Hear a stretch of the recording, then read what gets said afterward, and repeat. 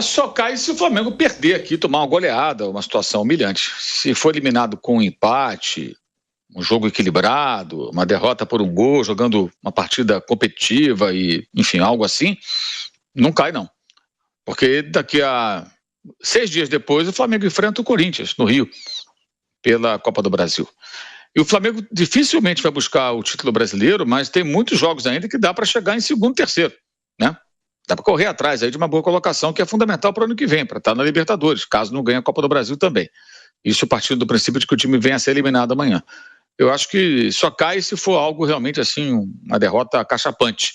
Até porque a única opção que o Flamengo teria hoje, qual seria a opção? Qual o técnico que vai contratar nessa correria? Pagar mais uma multa, contratar outro técnico? Quem é esse cara que vai chegar e vai mudar tudo rapidamente? Aí tem gente que fica falando para colocar o Felipe Luiz, o que eu acho uma tremenda loucura. As pessoas nem sabem qual é o trabalho do Felipe Luiz como técnico. Ele trabalhou com técnico sub-17 durante pouquíssimo tempo. Aí o Mário Jorge, que era o técnico do sub-20, foi lá para o Oriente Médio e ele herdou o time sub-20. O pessoal viu o jogo contra o Olympiacos, olha lá. Quem é que assiste o jogo da base? E outra coisa, treinar a base é diferente do profissional. Acho até que seria bem arriscado para o Felipe Luiz, caso aconteça, né, uma situação dessa, dar esse salto agora. Ele não tem nem um ano, ele nem tem a licença A ainda, né? Ainda tem que tirar. Enfim, eu acho que só cai se for uma derrota acachapante, daquela assim, humilhante. Aí sim, mas caso seja uma eliminação num jogo mais normal, digamos assim, eu acho que não cai não. E lembrando que o presidente do clube do ano que vem será outro, né? Vai mudar o presidente, ou seja, qualquer um que seja contratado tem que ser só até o final do ano. A não ser que eles façam que nem a antiga gestão do Corinthians, que contratou o Mano Menezes no final da temporada passada, aí a oposição ganhou, e logo depois mandou o Mano embora, gerando mais uma dívida. Mas para quem já tem tantas dívidas, menos uma, menos mais uma, não faz diferença nenhuma, né? Eu queria aproveitar aqui o gancho para fazer elogio para o Bruno pelo comentário excelente que ele fez ontem sobre o Gabriel Barbosa e o Carlinhos. E que bom que hoje não temos esse assunto chatíssimo, porque é o fim da picada. As pessoas pediram, clamando pelo Gabriel, depois de tudo de ruim que ele fez no Flamengo. Fora de campo, comportamento inadequado inúmeras vezes, e em campo, futebol pífio, para um jogador que é dos mais caros do futebol brasileiro. E ainda assim contam com seus apoiadores, defensores, que são mais gabizetes do que rubro-negros. Não é possível que as pessoas não percebam isso. Se ele amanhã entrar em campo, fizer um gol, o gol da classificação, vão falar, vão esquecer tudo o que aconteceu do passado recente, mas vamos combinar. Não seria mais do que a obrigação de quem é atacante, muito bem pago em dia, que já vestiu camisa de outro clube, que já arrumou uma suspensão tola, que já mandou beijo para o técnico adversário após uma derrota em decisão, né? Entre outras pequenas trapalhadas. Então, se entrar e fizer um gol, não é mais que a obrigação dele. Aliás, deveria ter feito outros gols, como, por exemplo, contra o Vasco no Carioca, quando ele perdeu o pênalti, né? E outras partidas aí que ele estava em campo que não acrescentou rigorosamente nada. E agora estão tentando transformar o Carlinhos em espécie de vilão. O Carlinhos só está no Flamengo porque o senhor Gabriel Barbosa arrumou uma suspensão tola por conta daquele exame antidoping, aquela confusão toda em que ele se meteu. E o Flamengo, naquele momento, para quem não tem memória, não podia contratar jogadores de outros clubes, de qualquer clube, porque a janela estava fechada. E a CBF, após os estaduais, ela abre uma janela para você contratar jogadores que atuaram no estadual, estão ficando sem contrato, até uma coisa saudável, porque muitos clubes desativam seus departamentos de futebol profissional ou fazem contratos com o time até o final do estadual, porque não tem série para jogar, não tem capacidade de investimento depois do estadual, e muitos ficam desempregados. E assim, não são poucos atletas que acabam se encaixando em times da Série A, B, C e D. E o Carlinhos tinha feito um bom campeonato carioca, era um investimento muito baixo. O salário do Carlinhos, eu não falo de salário de jogador, mas eu vou dizer para você o seguinte, ele é tão... Todo jogador de futebol ganha bem, time grande, ele não ganha mal. Mas perto do que outros ganham, e que a gente ouve falar aí salário de outros jogadores, parece até salário mínimo, entendeu? Então, um jogador modesto, que se empenhou lá no Nova Iguaçu, tem uma bela história de vida, de superação, mas tecnicamente ele tem deficiência, tem limitações, mas ele só foi contratado porque não havia opção ali. Qual opção? Qual outro? Outros jogadores do nível dele, que jogam em times pequenos, jogaram estadual em times pequenos. Por isso ele foi. Uma oportunidade que até agora não aproveitou. E mais, da mesma maneira, mais ou menos como o Bruno falou ontem, da mesma maneira que o Gabriel pode entrar amanhã e fazer um gol, o Carlinhos pode fazer também. Então pode ser um gol do Gabriel, pode ser um gol do Carlinhos, pode ser um gol de qualquer um, porque o atacante, a bola pode bater nele e entrar. O Totó Schillaci, que faleceu agora essa semana, ele era um herói provável naquela Copa do Mundo da Itália. Não era o grande atacante, não era, mas na hora foi ele que resolveu. Essas coisas acontecem no futebol. O Bruno lembrou o Gabiru nesse comentário, e tem outros tantos casos assim.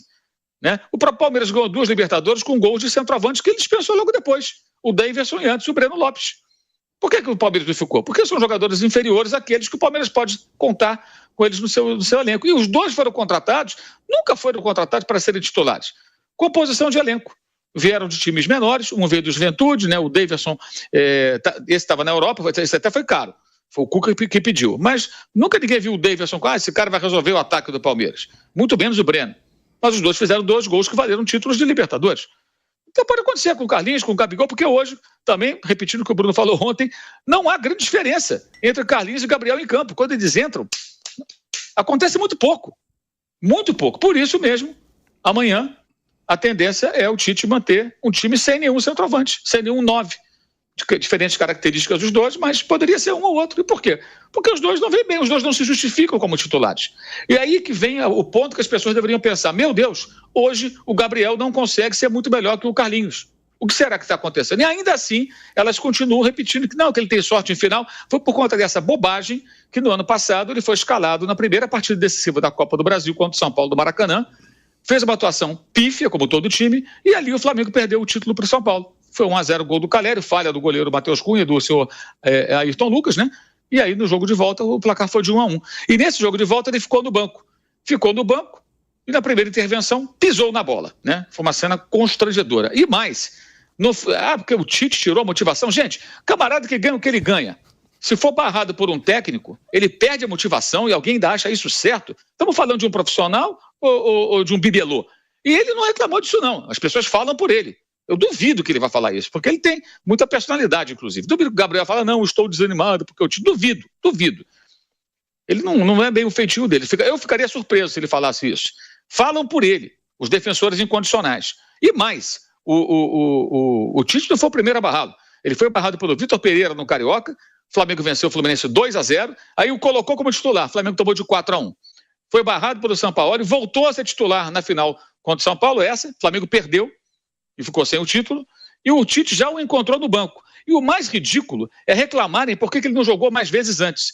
Como que ele poderia jogar com o Pedro jogando o que vinha jogando até se machucar? Cebolinha jogando o que vinha jogando até se machucar. E Luiz Araújo jogando o que vinha jogando até se machucar. Então tinha 3, 4 jogadores melhores do que ele. Por isso ele não jogava, gente. Então vamos tratar a coisa como ela é, a realidade, e parar de criar versões fantasiosas envolvendo esse jogador, ainda mais no momento que o Flamengo precisa de quem pode ajudá-lo. Se ele entrar em campo amanhã, que aproveite a chance. E repito, se fizer o gol, não é mais do que a obrigação dele. Função de atacante é fazer gol, dar uma assistência, fazer uma jogada decisiva. Então, e não faz isso há muito tempo. Já são quase 2 anos sem jogar nada, com raras exceções, raros lampejos. Um deles, o último, uma assistência para o gol do Carlinhos contra a Vitória lá em Salvador. Olha aí, a opinião do Mauro César sobre o Gabigol. Eu ia perguntar também, né? O Gabigol, tinha muito torcedor do Flamengo esperando o Gabigol como titular para ser a salvação dos problemas do Flamengo nesse ataque. E pela informação que foi trazida pelo Mauro, a única alteração é a entrada do Léo Ortiz no lugar do Pulgar. Ou seja, Gabigol no banco de reservas. Ele chegou a viajar, não é, Mauro? Acho que ele chegou a viajar com a delegação rubro-negra, então vai ficar no banco o Gabigol, não é? Sim, ele veio para ficar na reserva, essa é a ideia inicial, né? E no jogo passado ele nem estava machucado, nem foi relacionado. É uma relação desgastada, né? Por uma série de razões. Eu acho que mais desgastada por ele do que pelo clube. O que o Flamengo fez pro Gabigol de mal? Alguém sabe dizer? Atrasou salário? Acho que não. Alguém fez alguma sacanagem com ele? Eu desconheço. Ele que vestiu a camisa do Corinthians, causando um constrangimento, perdendo a camisa 10. Ele que foi lá e mandou beijo pro Dorival, irritando a torcida e as pessoas do clube. Todo jogador, quando vai encontrar... Imagina o seguinte, se o Flamengo tivesse jogadores que trabalharam com o Diego Aguirre no Brasil, acho que não tem. Mas se tiver algum que esteja esquecendo, ou se tivesse, qual é o comportamento do cara? Ele vai lá no vestiário do Peñarol mandar beijo? Não, ele vai cumprimentá-lo, dar um abraço à beira do campo. Como acontece toda hora em reencontros aí de treinadores com jogadores que eles comandaram em outros clubes, quando se enfrentam. Ele fez questão de dar coletiva na frente dos jornalistas, de todas aquelas câmeras. Qual a finalidade daquilo? E a entrevista que ele dá depois do 1-1, que define o título da Copa do Brasil para o São Paulo, ainda ali na zona mista do Morumbi, Só reforça que não, eu gosto do Dorival mesmo, fui lá e tal. Então, assim, eu faço o que eu quero. Eu não estou preocupado se a torcida ficou chateada, se os dirigentes, as pessoas do clube não gostaram. Ele faz, então ok. As consequências disso, o quê? Gera desgaste. Ele gerou o desgaste. Ele que arrumou uma punição por doping. Eu desconheço que o Flamengo tenha falado para ele, não aceite fazer o exame. Não, ele que foi lá e teve esse problema lá com os caras. Né? E está até hoje jogando com efeito suspensivo. E teve lesões esse ano que o afastaram por mais de um mês e meio, mais ou menos, somando todo o período de inatividade. Teve momentos que ele ficou contundido. Por isso que eu fiz questão de chamar a atenção e elogiar o que o Bruno disse ontem no programa, eu assisti depois, porque é aquilo mesmo, o Bruno pegou todos os jogos, não jogou aqui machucado, jogou aqui suspenso, não tinha como jogar. E os caras que estavam jogando melhor que ele. Então é uma bobagem isso, fica criando essa onda e tudo. Ele vai ficar no banco, que aliás o habitat dele hoje é o banco de reserva, não é de hoje. É o terceiro técnico que manda sentar no banco. Vitor Pereira, Sampaoli, e o Tite já herdou ele como reserva. Aliás, um erro que o Tite não cometeu até agora foi esse dos seus dois antecessores. Na carteirada, escalou na final do Carioca. 4-1 Fluminense, um título aparentemente encaminhado, foi perdido.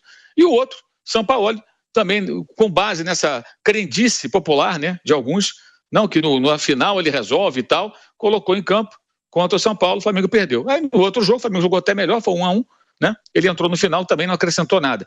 Repito, pode acontecer, claro que pode, com qualquer jogador. Qualquer um pode entrar em campo, fazer o gol, a bola pode bater, pode entrar.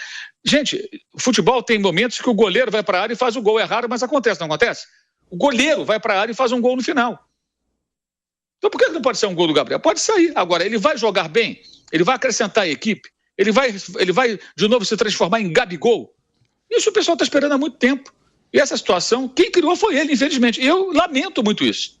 Lamento muito isso, porque é uma pena que alguém que construiu uma história tão bacana no clube tenha desgastado toda essa história nos últimos meses, anos até, 2 anos praticamente, né, 1 ano e pouco, 2 anos quase, jogando mal e se envolvendo em situações totalmente desnecessárias. Então fica essa crendice, essa coisa. E agora, apontar para o Carlinhos, eu acho até uma sacanagem, cara. O que o Carlinhos tem com isso? O Carlinhos só está lá porque o outro estava suspenso, aí foram contratá-lo, né? E aí tem que arrumar... A culpa nunca é dele, né? A responsabilidade sempre é o Carlinhos que é ruim, é o dirigente que contratou, enfim. Realmente, isso é ruim para ele, hein? Eu acho que isso é muito ruim para ele, mas há quem goste.